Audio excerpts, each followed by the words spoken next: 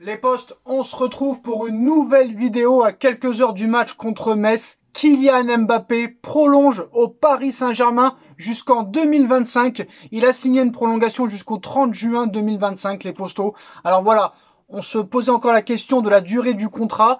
Donc c'est ce que j'avais dit, 3-4 ans je pensais, et c'est 3 ans. Voilà, le contrat jusqu'en 2025. Je pense que c'est assez raisonnable, même si je pense que le PSG aurait pu le prolonger plus longtemps. Je pense que 4 ans, ça aurait été pas mal. Mais voilà, donc tout le monde le confirme. Annonce officielle ce soir après le match. Le PSG a préparé une soirée pour fêter le départ d'Angel Di Maria, pour fêter le 10e titre et aussi pour fêter la prolongation de Kylian Mbappé.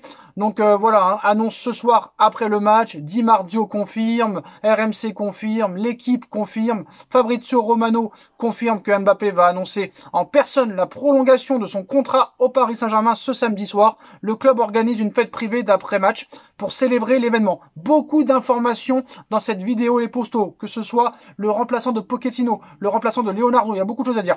Mais on parle d'abord du dossier Mbappé. Donc Kylian Mbappé va rester au Paris Saint-Germain, donc tous les médias confirment. Donc c'est signé, QSI a tout arrangé. Kylian Mbappé a choisi de rester au Paris Saint-Germain, confirme Marca. Le joueur a été chargé d'en informer le président du Real Madrid en personne, Florentino Pérez. Kylian Mbappé a carrément appelé Florentino Pérez, le président du Real Madrid, pour lui signifier qu'il prolongerait au Paris Saint-Germain. Est-ce que ça veut dire que Mbappé n'a pas vraiment de parole, parce que Mbappé avait un accord verbal avec Florentino Pérez, il ne l'a pas respecté. Donc Kylian Mbappé jusqu'en 2025, les postaux. Donc prolongation de 3 ans supplémentaires. Donc voilà. Après les 3 ans, c'est pas encore une information officielle. Peut-être que ça va être 4 ans, peut-être. Donc voilà. Annonce normalement prévue pour ce samedi soir pour la prolongation de Mbappé au Paris Saint-Germain. Alors, ce qu'il faut savoir, surtout, ce qui est très important, c'est que la prolongation de Kylian Mbappé au Paris Saint-Germain devrait entraîner de très très gros changements dans l'organigramme du club. Des décisions devraient intervenir dès la semaine prochaine. Donc voilà, donc Mbappé a appelé Florentino Pérez pour l'informer de sa décision de rester au Paris Saint-Germain. Le feuilleton est terminé, les postaux. Kylian Mbappé prolonge jusqu'en 2025 au Paris Saint-Germain. Est-ce que c'est une bonne nouvelle? En partie oui, mais c'est vrai que le salaire et la prime à la signature de fidélité posent question. On parle de 300 millions d'euros de prime, plus 100 millions d'euros de salaire par an. Donc voilà, prolongation jusqu'en 2025 pour Kylian Mbappé au Paris Saint-Germain.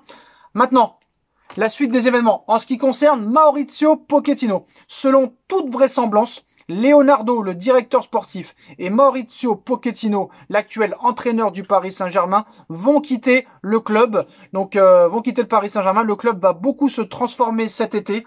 Enfin, peut-être une bonne nouvelle. Voilà, très clairement, c'est ce qu'on attend tous. On espère que enfin, cette fois-ci, ça va être le cas et que ça va pas être une promesse qui va encore être jeté en l'air. Parce que vous le savez, les promesses n'engagent que ceux qui y croient. Donc maintenant, je pense aussi qu'il faut pas se leurrer, qu'il faut pas se mentir, que Kylian Mbappé et son clan ont utilisé le Real Madrid pour pouvoir toucher beaucoup plus d'argent et avoir plus de pouvoir sportif au niveau du club du PSG. Voilà. Je pense qu'ils ont voulu faire monter les enchères et qu'ils ont utilisé le Real Madrid. Et je pense qu'un club comme le Real va très mal le digérer.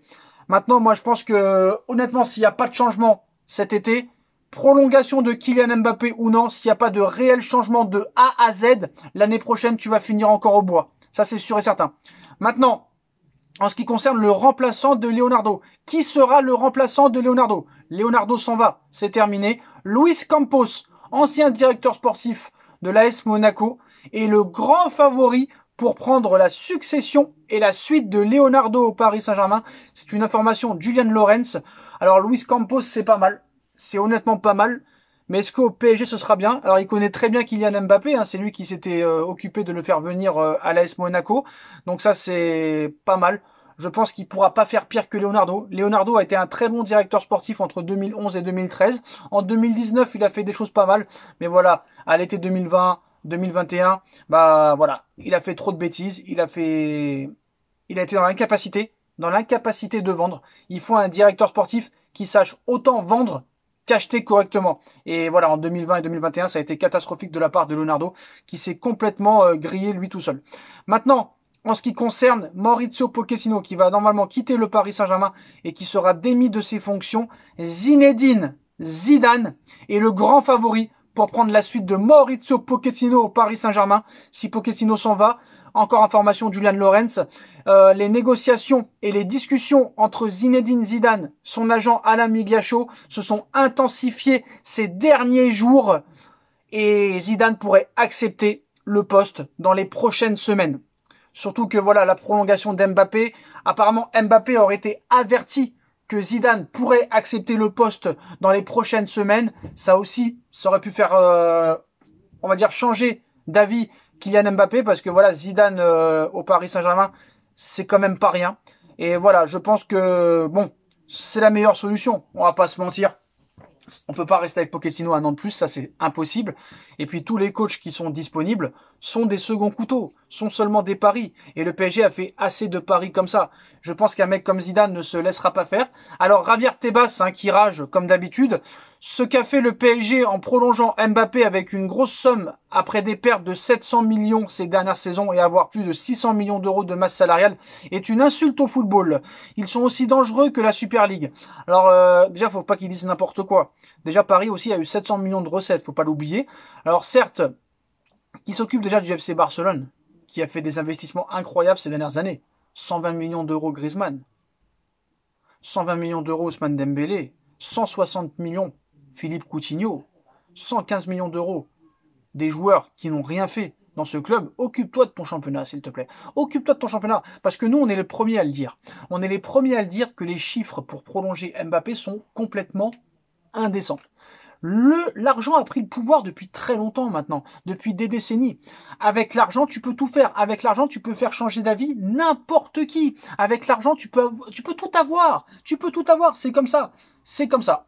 Si vous n'êtes pas content, changez les règles. Changez les règles. Mais c'est bizarre parce que avant, quand c'était le FC Barcelone, le Real Madrid, le Milan AC, l'Inter de Milan, le Bayern de Munich, Arsenal, Liverpool, Manchester City, Manchester United et compagnie, ça dérangeait personne que ces clubs-là achètent les meilleurs joueurs. Maintenant, ça pose problème. Alors moi, cette politique d'acheter des stars, d'acheter des vedettes, pour moi, c'est pas la meilleure stratégie de tous. Mais voilà, on ne peut rien y faire. On ne peut rien y faire. C'est leur stratégie au PSG. Ça fait 11 ans que ça marche pas. Ça a marché en 2020, ça a marché en 2021, mais sur le long terme, ça ne marche pas. Et on l'a encore prouvé cette année. Tant qu'il n'y aura pas une réelle autorité, c'est vrai. Maintenant, je ne sais pas comment ça va se passer au niveau du mercato. Mais à un moment donné, voilà, il n'y a pas que le PSG qui a fait des sortes d'investissements comme ça. Mais c'est vrai que là, c'est quand même inédit. C'est vrai, c'est inédit. Mais après, monsieur Javier Tebas, faut arrêter d'être ennemi avec le Paris Saint-Germain. Occupez-vous d'abord de vos clubs qui ont des dettes interminables. Le Barça, plus de 500 ou 600 millions de dettes nettes. Plus d'1 milliard brut. La dette du Real Madrid est presque de 400 millions d'euros. La dette de l'Atlético Madrid est presque de 450 millions d'euros. Donc occupez-vous d'éponger les dettes de vos clubs avant de vous occuper du Paris Saint-Germain. Voilà, nous on est les premiers à critiquer le Paris Saint-Germain. Je pense que voilà, c'est une bonne chose d'avoir prolongé Mbappé, mais pas à ce prix-là. Pas à ce prix-là. 300 millions plus 100 millions d'euros net. Ça veut dire que là, on a un contrat à 600 millions. Si c'est vraiment vrai les chiffres d'Eurosport hier, le contrat d'Mbappé de 3 ans, c'est 100 millions d'euros par an. Donc ça fait 300 millions d'euros en 3 ans de salaire, plus 300 millions de primes, ça fait un contrat à 600 millions d'euros. Voilà les postos, prolongation de Mbappé jusqu'en 2025.